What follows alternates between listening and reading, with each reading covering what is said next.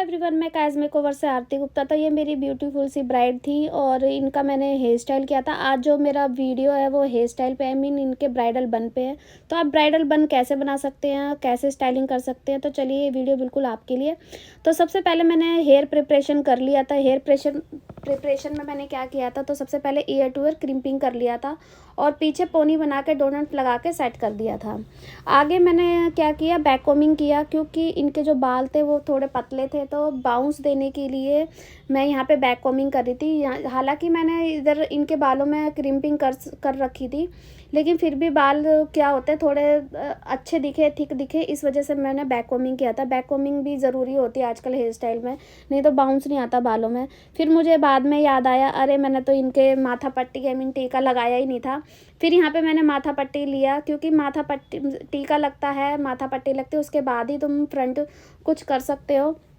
तो यहाँ पे मैंने टीका लेके इनका जो माथा पट्टी था उसको सेट किया। माथा पट्टी थी जो इनकी, ओ सॉरी, शीश पट्टी थी जो इनकी बहुत ज़्यादा आगे थी, तो उसके अकॉर्डिंग ही, शीश पट्टी के अकॉर्डिंग मैंने हेयर स्टाइल, आई मीन इनका बनाया था आगे का। क्योंकि आगे मेरे को समझ में ही नहीं आ रहा था कि क्या करूँ, फोल्डर बनाऊँ, तो इनका आगे का जो पट्टी थी वो बहुत ज़्यादा गैप नहीं था उसमें। तो फिर पीछे के बाल मैंने लिए और उनको बैक कॉमिंग करना शुरू किया, और पीछे के बालों को मैंने क्या किया, उसको टाई अप कर दिया था। अभी आप देखेंगे इस तरीके से मैंने फ्रंट के बाल छोड़ दिए थे, बाकी पीछे के बाल मैंने बन नहीं बनाया था, खाली उन्हीं बालों को पिन कर दिया था अच्छे से।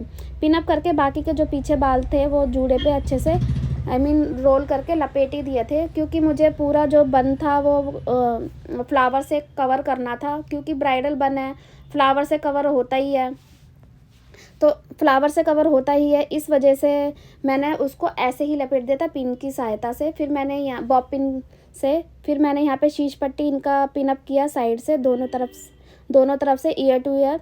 अब यहाँ पे इनके आगे के बाल थे जो वो बहुत ज़्यादा ही कम थे, आई मीन इतने भी कम नहीं थे, लेकिन फिर भी कम थे, तो उनको बाउंस भी चाहिए था, इनको चपटा सा हेयर स्टाइल बिल्कुल भी नहीं चाहिए था मेरी क्लाइंट को।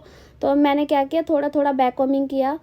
बैक कॉमिंग से क्या होता है कि थोड़ा बाउंस आ जाता है, तो अच्छा लगता है स्टाइलिंग, और थोड़ा घना घना भी लगता है, खालीपन नहीं लगता।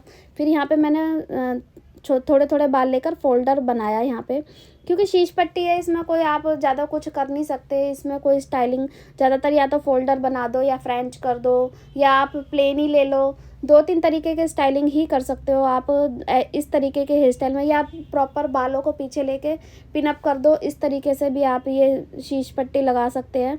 तो लेकिन मेरी जो क्लाइंट थी उनको आगे से थोड़ा सा बाउंस ही चाहिए था, तो बाउंस ही देने के लिए मुझे बैक कॉमिंग करना पड़ा।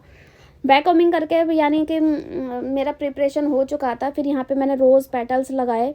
ये मैंने अपने स्टूडेंट हैं मेरे जो पार्लर में काम करते हैं, उन्होंने मेरे पेटल्स तैयार करके रख दिए थे। जब भी आप इस तरीके के बन बनाए, ब्राइडल बन बनाए, तो पेटल्स बना के रख लो पहले से ही।